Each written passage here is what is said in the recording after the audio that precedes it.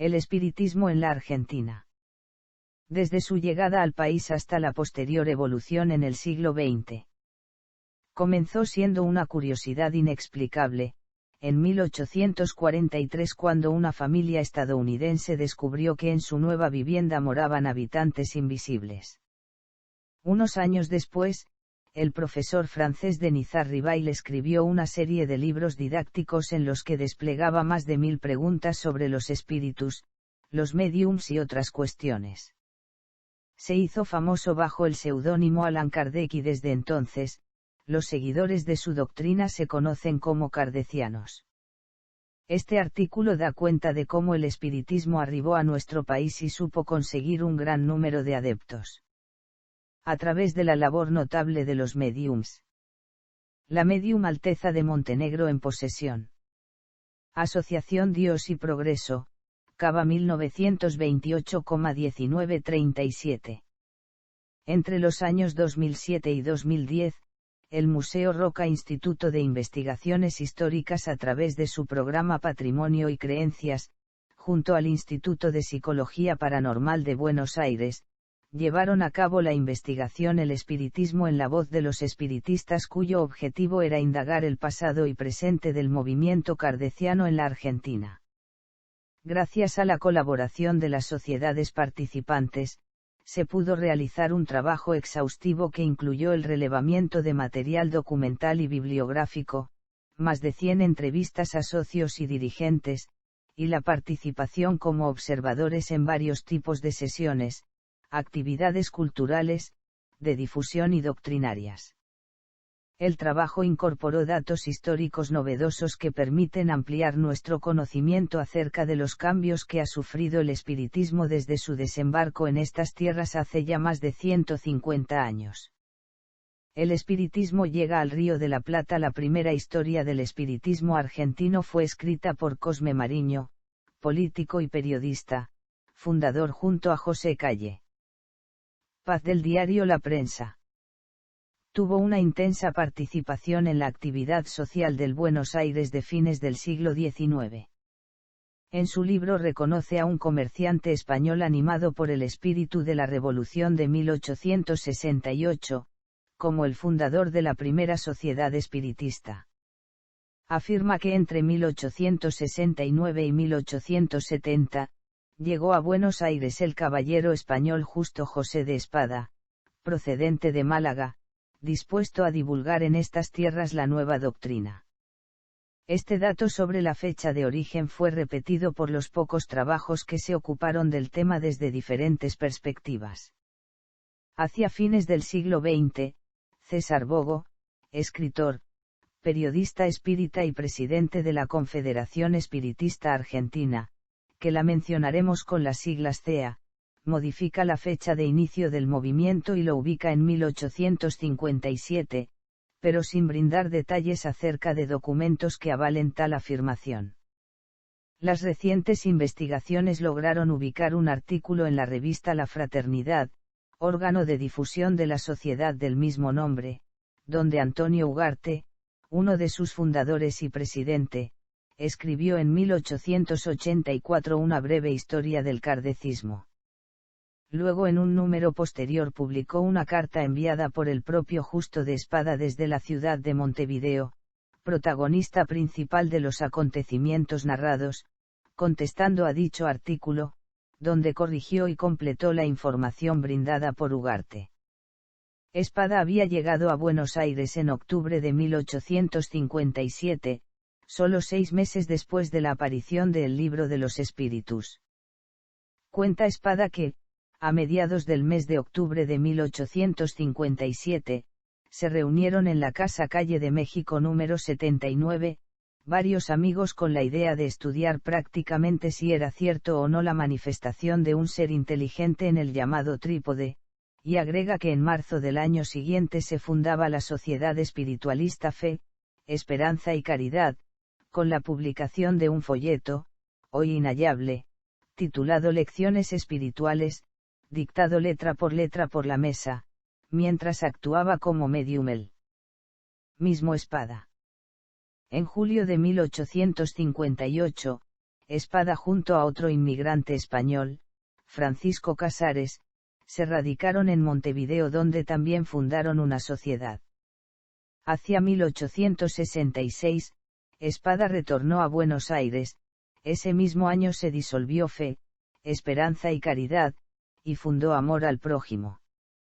Estos datos permiten afirmar que el espiritismo en el Río de la Plata fue casi contemporáneo con el europeo, y que el testimonio de su inicio en 1857 permaneció casi escondido.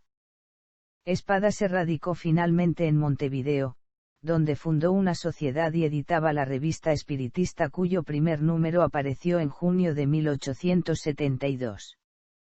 Murió en esa ciudad el 10 de junio de 1893. Primeras asociaciones.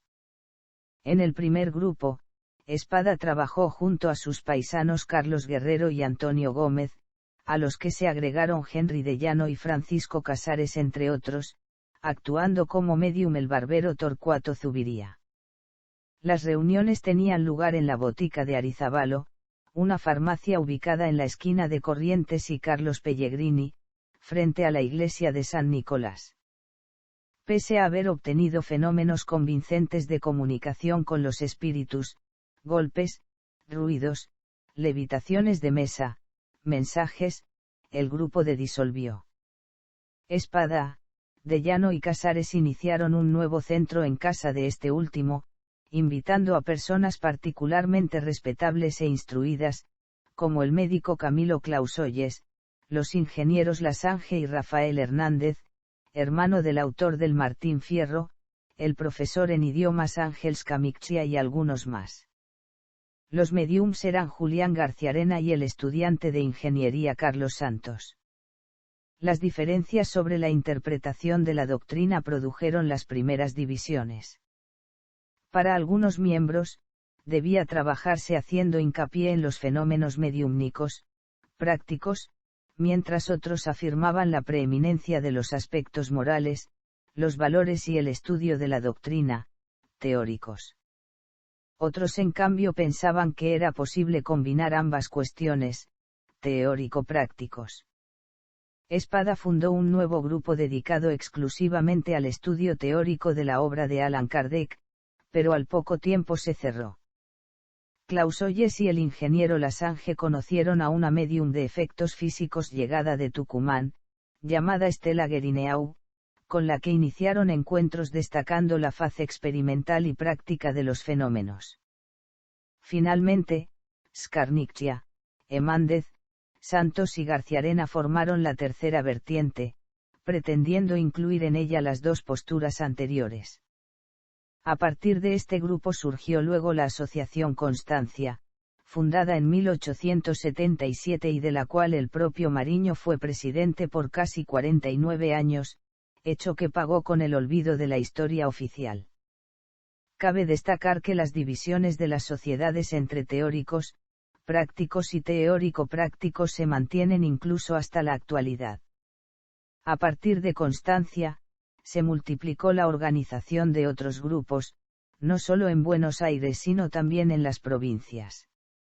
La Fraternidad, Buenos Aires, apareció en 1880.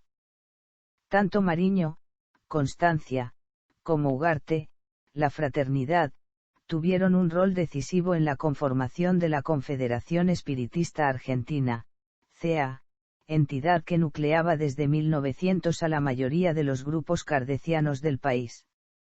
Positivismo y espiritismo. A partir de la consolidación del Estado argentino, durante la segunda mitad del siglo XIX, se produjo un enfrentamiento de intereses sectoriales representados por dos proyectos antagónicos, uno eclesial y de raíz católica, que pugnaba por mantener a la religión como base de la organización de la sociedad, y otro secular, progresista y racional, que proponía circunscribirla a un ámbito privado, exclusivo de las conciencias. El triunfo estuvo del lado de los seculares, no sin antes protagonizar un extenso enfrentamiento que incluyó todo tipo de escenarios, desde el periodístico, hasta el legislativo, entre otros.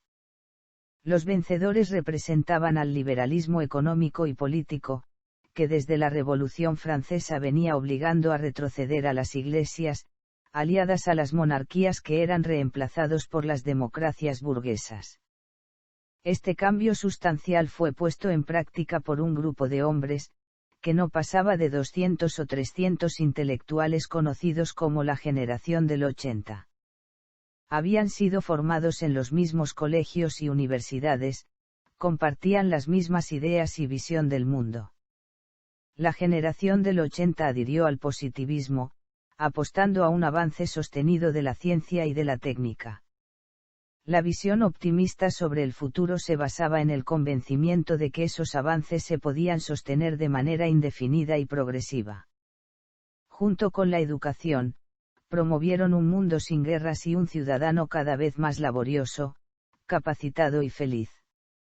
La doctrina espiritista era hija de este mismo positivismo, ya que buscaba otorgarle racionalidad a experiencias que siempre habían sido consideradas como sobrenaturales.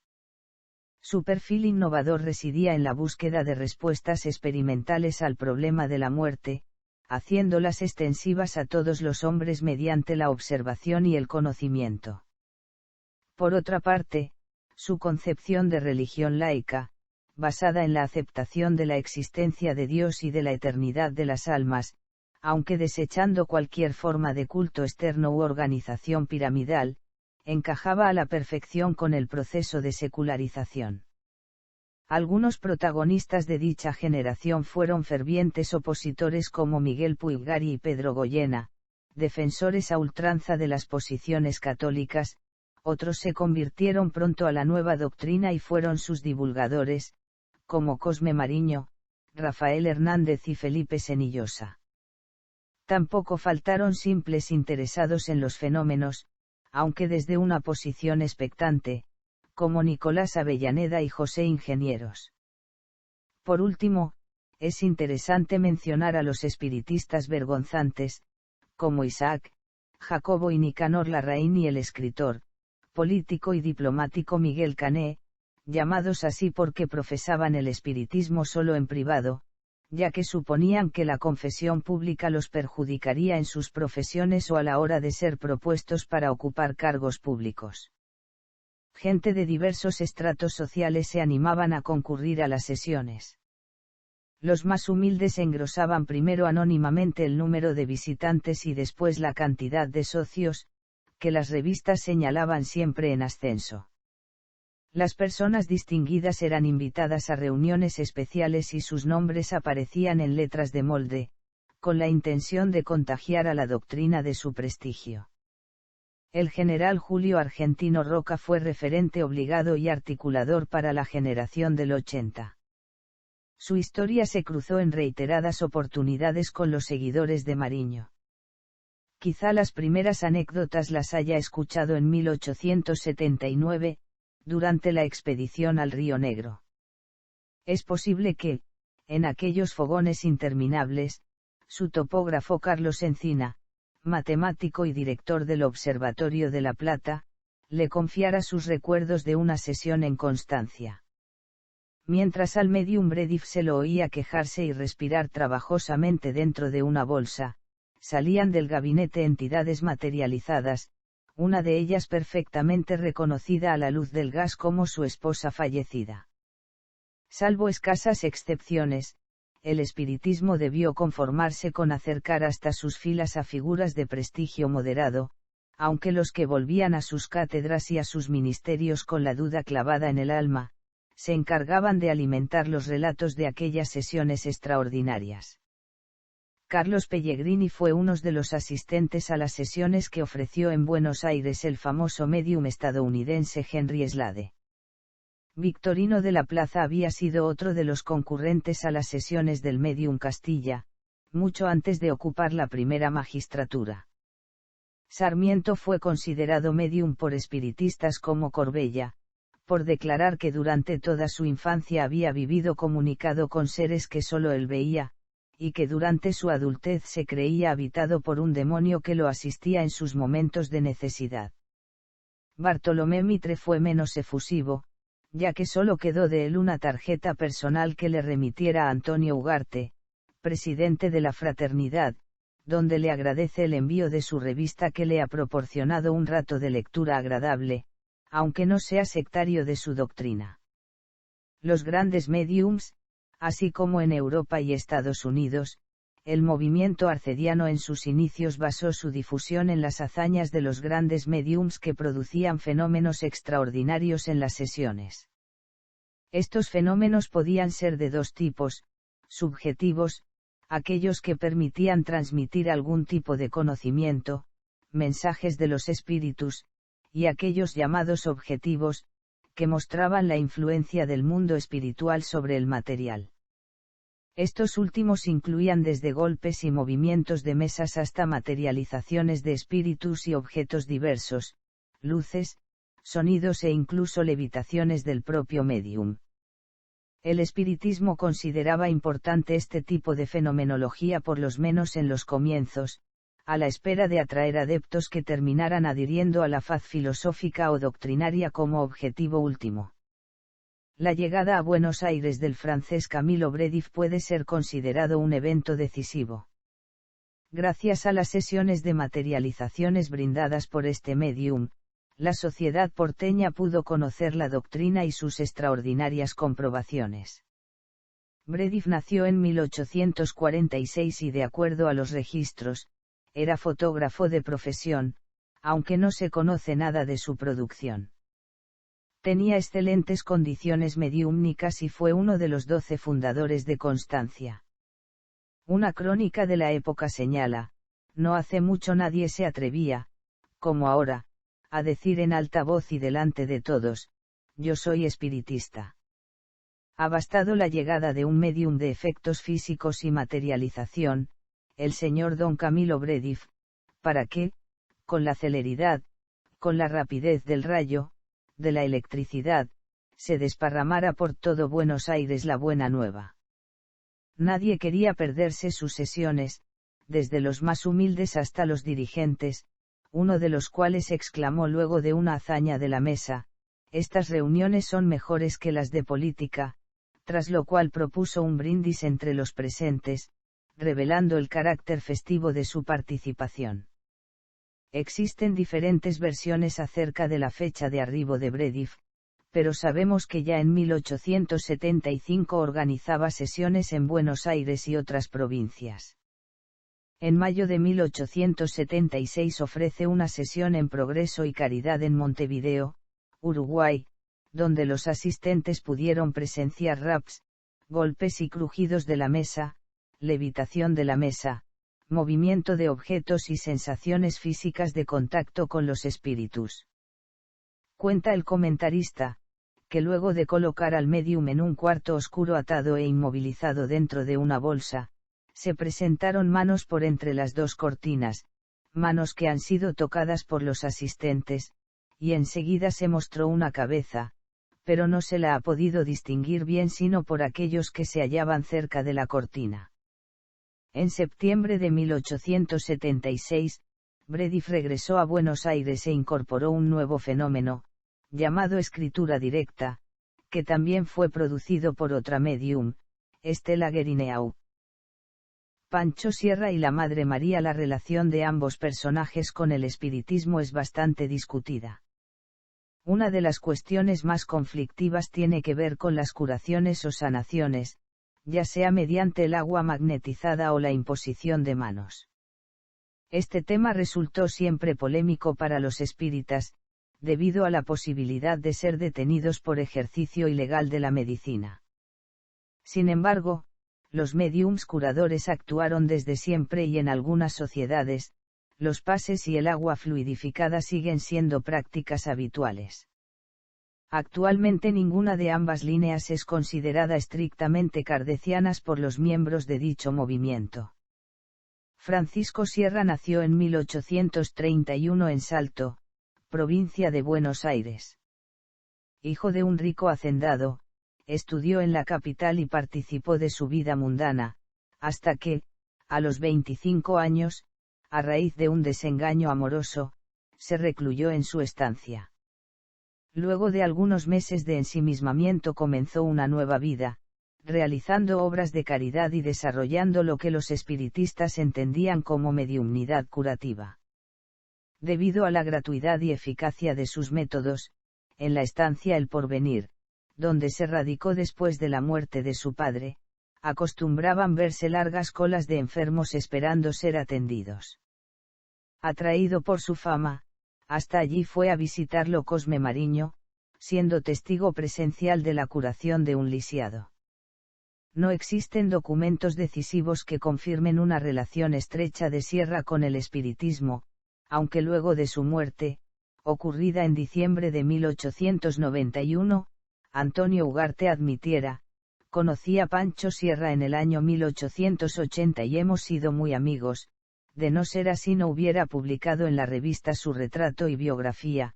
He admirado su facultad mediumnímica y su espíritu filantrópico, a la vez que Mariño declaraba que junto con Rafael Hernández aprovechaban las visitas del curador a la capital para iniciarlo en el verdadero espiritismo, y desde entonces se hizo socio y a la vez propagandista de Constancia.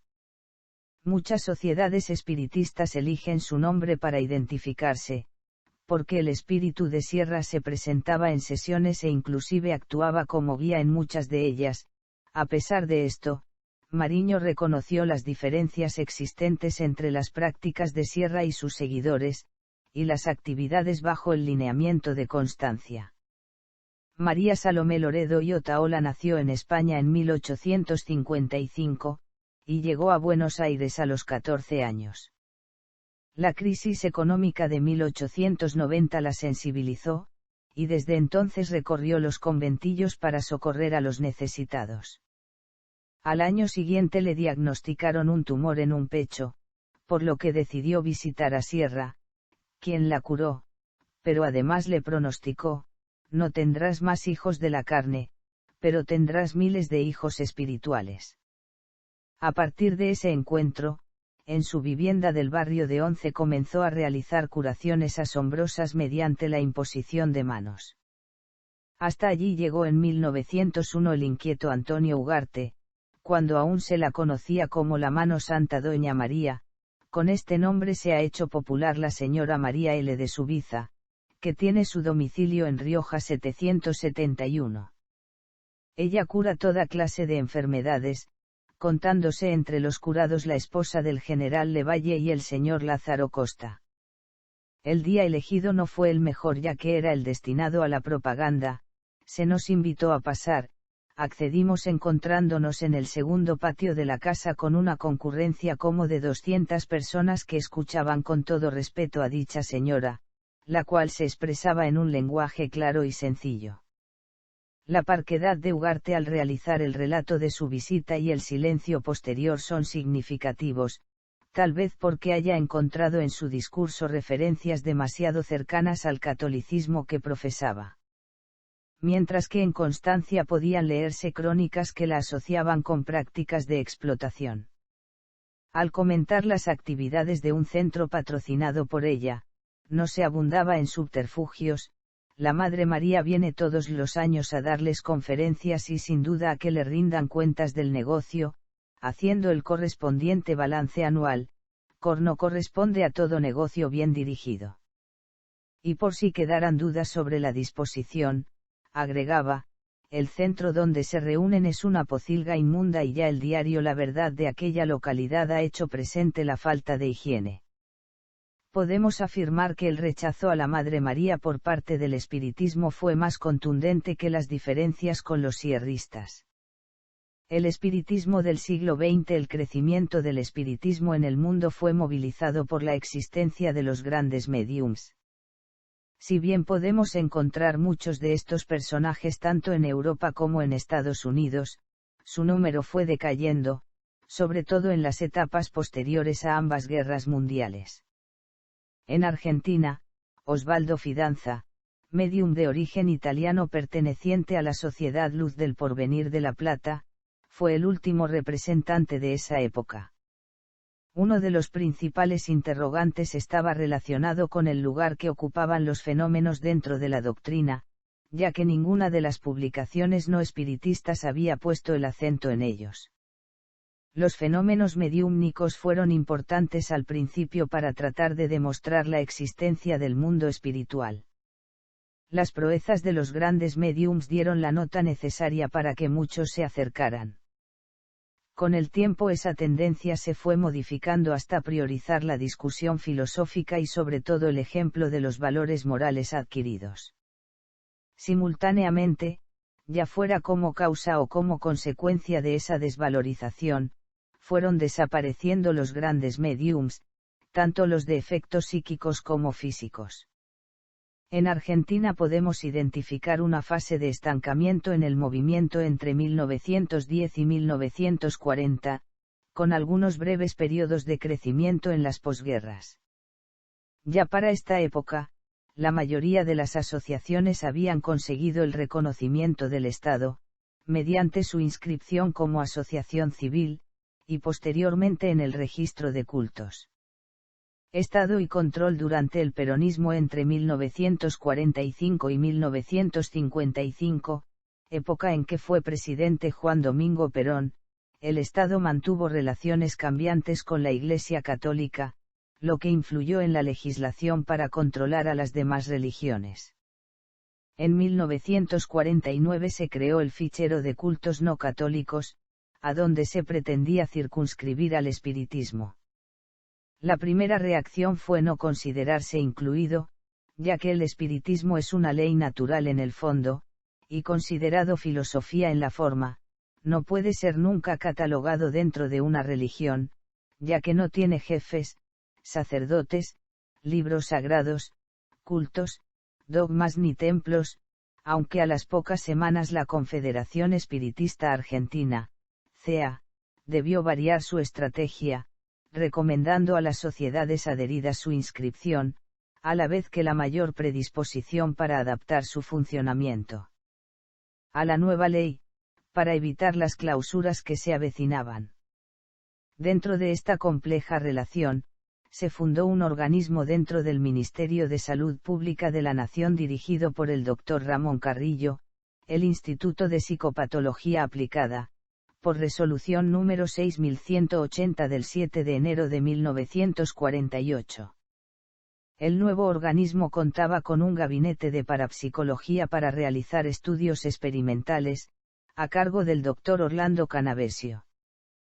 Para ello se realizó un acuerdo de cooperación, tanto con la CEA como con la Escuela Científica Basilio. La especialidad médica de su jefe era la neurocirugía, por lo que los trabajos se centraron en la detección de particularidades neurológicas durante la producción de distintos fenómenos, recurriendo al recurso del electroencefalograma que recién comenzaba a utilizarse en el país. Los espiritistas recibieron con beneplácito estas tareas, después de tantos intentos fallidos para fundar un instituto metapsíquico, y muchos mediums se sumaron como voluntarios, entre ellos el inglés Eric Luke, quien trabajó como personal rentado asistiendo diariamente a la sede de Bernardo de Irigoyen 244.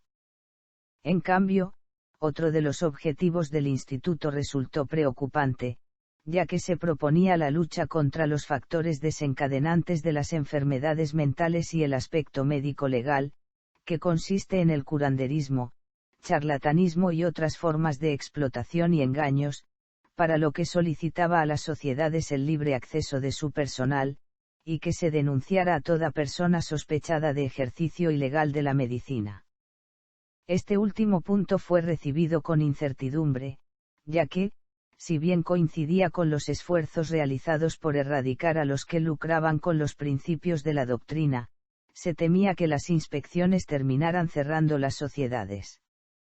Finalmente, las puertas fueron abiertas, en unos casos a regañadientes y en otros como una forma de legitimar y jerarquizar las prácticas. En la Sociedad Luz del Porvenir aún hoy se recuerda la asistencia de médicos e importantes funcionarios, lo que se confirma al revisar los libros de actas en donde figura. Por moción del señor presidente se deja constancia de las 2 visitas efectuadas a nuestra institución, durante las reuniones experimentales, por los doctores Castillo y Canavesio, del Instituto de Psicología Aplicada, el primero es director y el segundo jefe del gabinete de metapsíquica. Estas primeras visitas de buena voluntad fueron seguidas, en febrero de 1950, de la resolución número 23.135, que obligaba a todos los centros espiritistas del país a inscribirse en un nuevo fichero, mientras que en el artículo 4 grados advertía: los centros espiritistas no admitirán en su seno a ninguna persona que no posea certificado de sanidad mental extendido por la Dirección de Psicopatología Social o por alguna de sus dependencias. Igual prohibición regirá para los concurrentes a las sesiones. Esta medida reavivaba la supuesta relación causal entre espiritismo y locura que tantas persecuciones había justificado, según puede leerse. La mayor preocupación de Castillo está centrada en el hecho de que entre los habitués a tales prácticas parece encontrarse gran cantidad de personalidades epilépticas, histeroides, esquizoides y débiles mentales, habiéndose comprobado, además, varios casos de alienación. Esta nueva obligación cayó como una bomba entre los asistentes a las sesiones, sobre todo aquellos que no estaban dispuestos a hacer pública su participación. En un comunicado de constancia se recomendaba iniciar el trámite cuanto antes, sobreponiéndose a pequeños escrúpulos, si alguien los tuviera, con el fin de colocarse en situación legal. No fue posible acceder a los resultados de aquel examen, aunque algunos recuerdan que solo consistió en una conversación informal, después de la cual se firmaba la habilitación. Genoveva Sánchez, hija de Jesús Sánchez Granero, fundador de la Sociedad Luz del Porvenir, aún conservaba el certificado con su número de ficha, donde un médico garantizaba: ha sido examinada en este instituto, no habiéndose comprobado actualmente trastornos de su psiquismo que la inhabiliten para la concurrencia de los centros espiritistas. Todos estos controles finalizaron luego del golpe de 1955, con la reasignación de tareas para el organismo.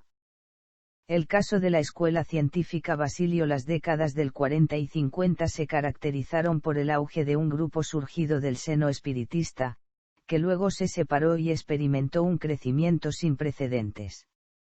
La Escuela Científica Basilio. Fundada en 1917 por dos inmigrantes de origen francés, Blanca Aubreton de Lambert y Bernardo Eugenio Portal, y sobre todo a partir de 1925 cuando consiguió su personería jurídica, la Escuela Científica Basilio compartió y comparte con el kardecismo el espacio del espiritismo en la Argentina. Si bien ambas instituciones coincidían en sus principios generales, como era la comunicación con los fallecidos a través de los médiums, se diferenciaban sustancialmente en su organización interna. El kardecismo se componía de sociedades que elegían democráticamente a sus directivos y podían o no estar representadas en una confederación nacional o internacional, mientras que la escuela estaba organizada de manera vertical. Existía un director para cada filial, y también en cada zona, provincia y nación, que siempre era elegido por su inmediato superior. Por último, en una asamblea de médiums incorporaba el mismísimo Jesús de Nazaret para dar el nombre inapelable del director general. En los primeros años, la escuela tuvo un crecimiento discreto, pero a partir de 1940, con la designación de Hilario Fernández, más conocido como Hermano Lalo, como máxima autoridad, comenzó una etapa de próspera expansión, ya que en ese año contaba con 400 socios en una única sede, y al finalizar 1949 eran 15.000 inscriptos en 18 filiales de todo el país.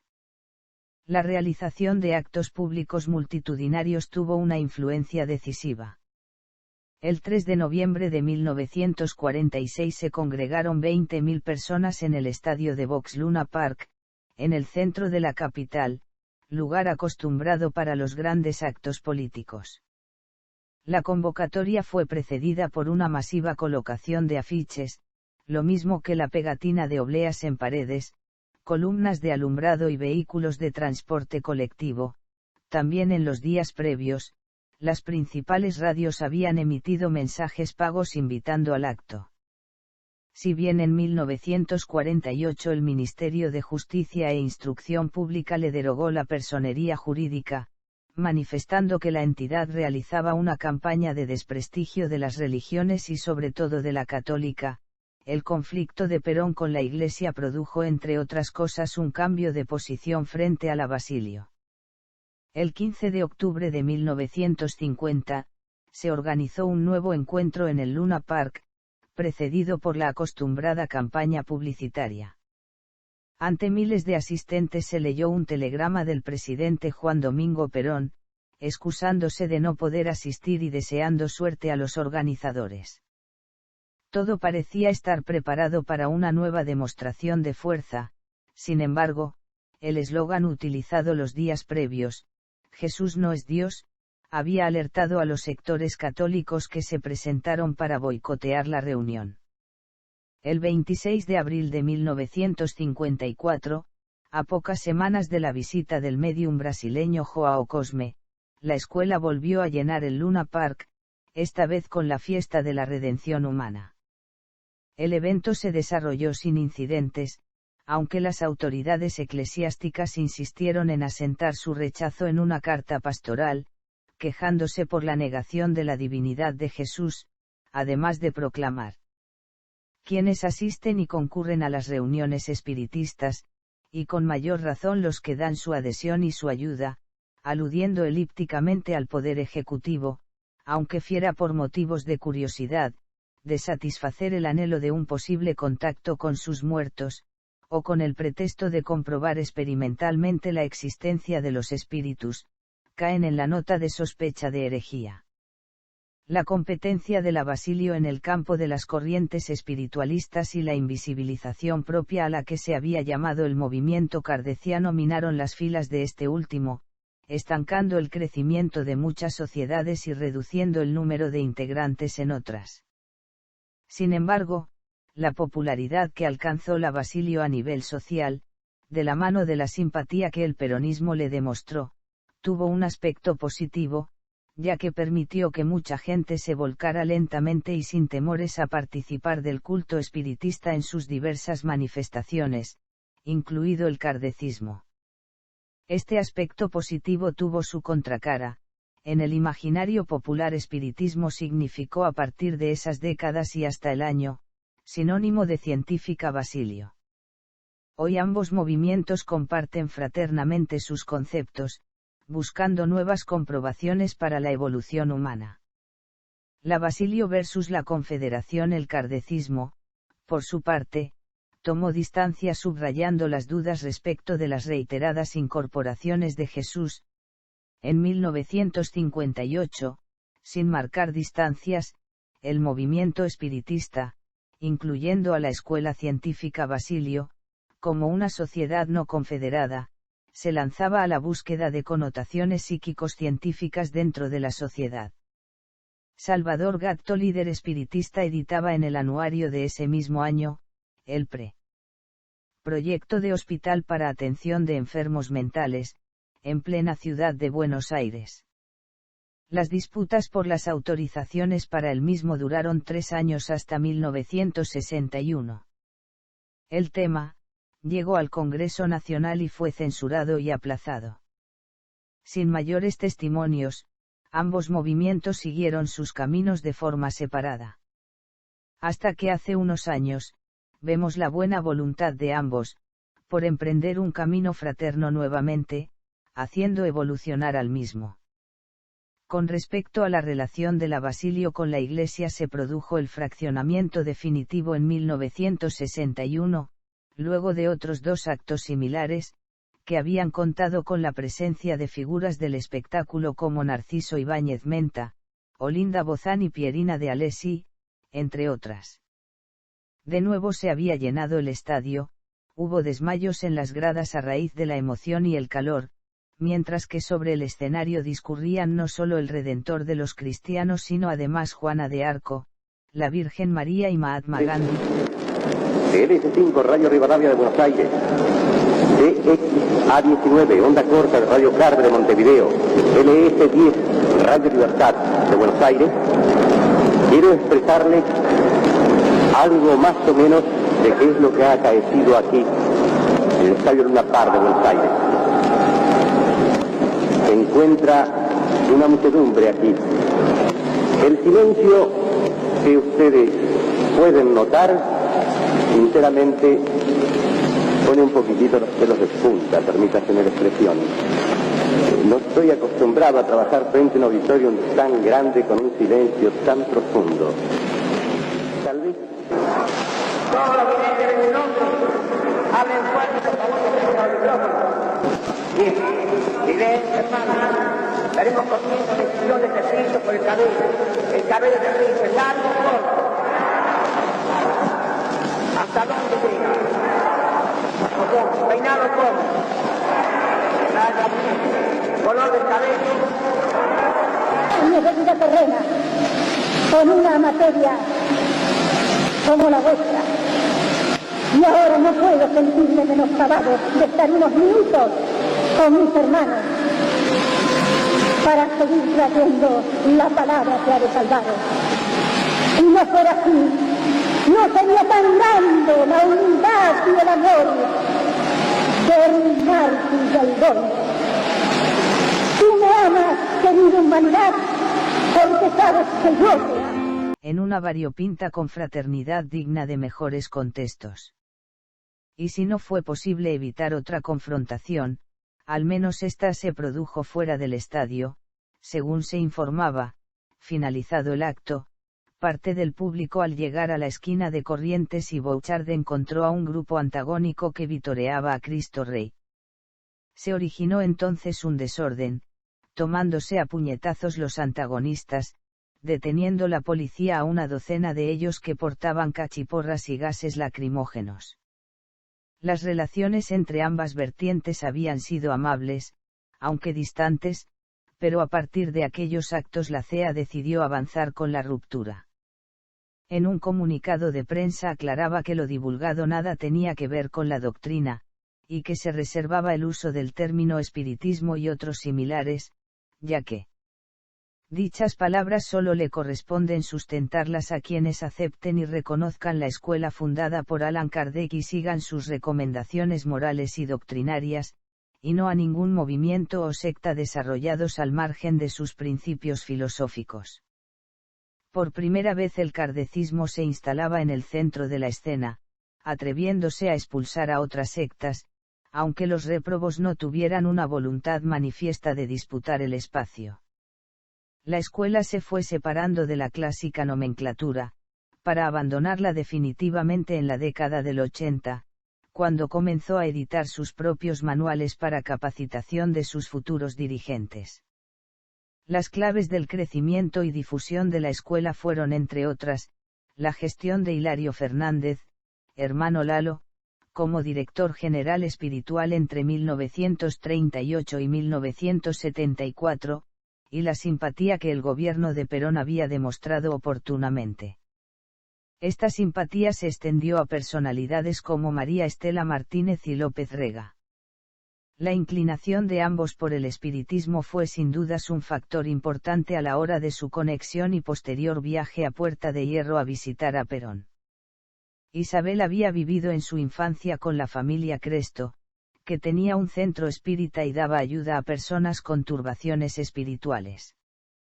Y el propio López Rega hacía gala de sus dotes de medium, prometiéndole en algún momento a Isabel transferirle el espíritu de Eva, para que completara aquello que la difunta no había podido realizar en vida.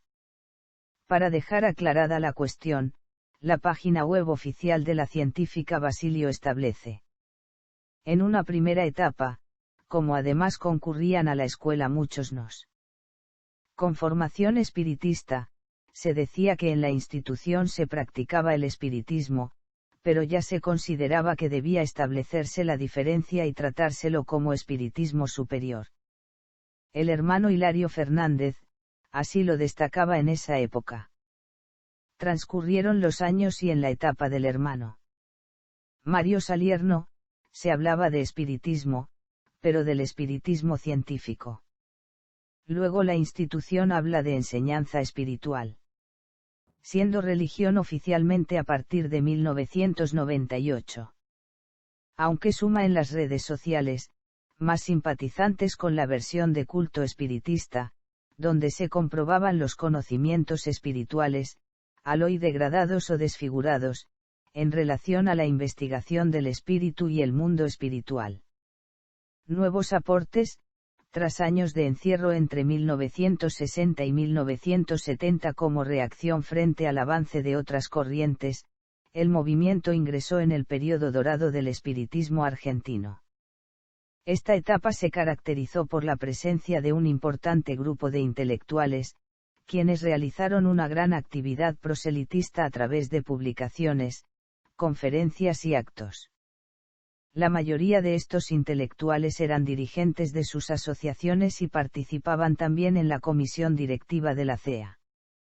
El proceso militar clausuró esta etapa. Si bien el número de miembros y asociaciones venía decreciendo, los temores por la persecución religiosa dejaron a muchas sociedades sin socios o con escaso número de ellos, y por ende sin mediums. Muchas cerraron sus puertas, otras se reconvirtieron y algunas continuaron trabajando incluso sin sesiones mediúmnicas. La investigación llevada a cabo por los autores de este artículo junto a Juan Gimeno, 2007-2010, permitió aportar algunos datos novedosos acerca del movimiento kardeciano. Para el imaginario social, e incluso para algunos círculos académicos, el movimiento kardeciano es sinónimo de escuela científica Basilio o de las corrientes fundadas por Pancho Sierra y la Madre María. Si bien se reconoce un origen común con la Basilio, desde hace más de 50 años que las diferencias han sido claramente manifestadas por ambos grupos. Y con respecto a los otros dos movimientos, las polémicas acerca de las prácticas curativas han sido determinantes para afirmar una distancia considerable con el espiritismo, cuyas sociedades se han visto invisibilizadas por esta confusión, ocultamiento favorecido además por el bajo perfil que han procurado los kardecianos desde los comienzos del siglo XX. Otro dato curioso: en la ciudad de Buenos Aires se ubican las dos asociaciones más antiguas que continúan en funcionamiento en todo el mundo, Constancia desde 1877, y la Fraternidad desde 1880. En la misma ciudad contamos además con la presencia de otras tres asociaciones fundadas en el siglo XIX y que continúan en actividad: la Confederación Espiritista Argentina, Dios y Progreso en 1900, y Providencia, 1899, y Sáenz Cortés de 1894, en Pehuajó, provincia de Buenos Aires. Actualmente el espiritismo cuenta con 60 a 80 asociaciones distribuidas en todo el país, con un promedio de 20 a 40 miembros. La mayoría están agrupadas en la CEA, la línea religiosa, mientras que otras permanecen como sociedades independientes o agrupadas en otras federaciones, la línea laica o librepensadora. Una de las problemáticas que más denuncian los actuales practicantes tiene que ver con la escasa participación de la juventud en las sociedades, y la dificultad en mantener a sus asociados. Mientras desde las sociedades sobrevivientes se preguntan por las causas que llevaron a la declinación del movimiento, otras asociaciones fundantes, que se encuentran en plena actividad son: la Confederación Espiritista Argentina es una asociación civil, de carácter religioso, fundada en la ciudad de Buenos Aires el 14 de junio de 1900.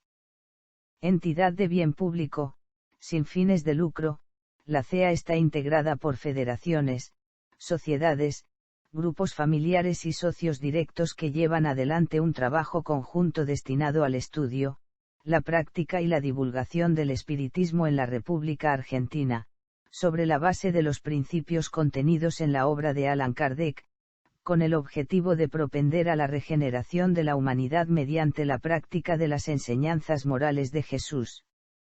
En la CEA funcionan: Instituto de Enseñanza Espírita, que dicta conferencias, seminarios y cursos sistematizados de doctrina espírita, de estudio, educación y práctica de la mediumnidad, de estudio del Evangelio según el Espiritismo, de formación de trabajadores espíritas, entre otros cursos.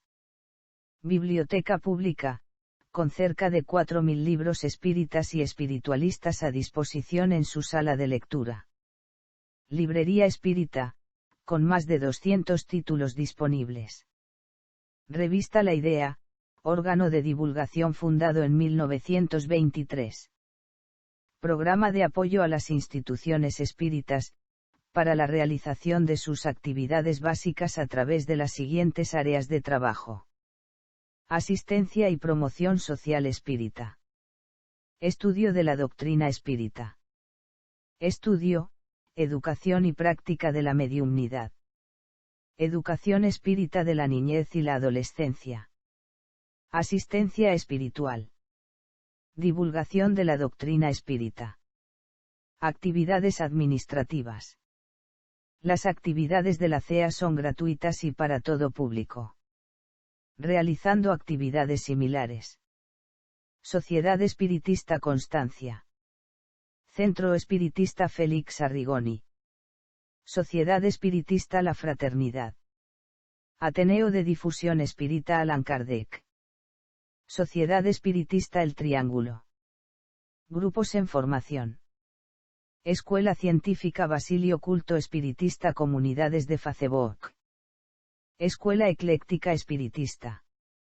Damos créditos al trabajo de Corbetta, y otros, cuando hablan los espíritus, y a la revista Todo es Historia de Félix Luna de septiembre del año 2013. Si te gusta este canal, suscríbete. Paz profunda.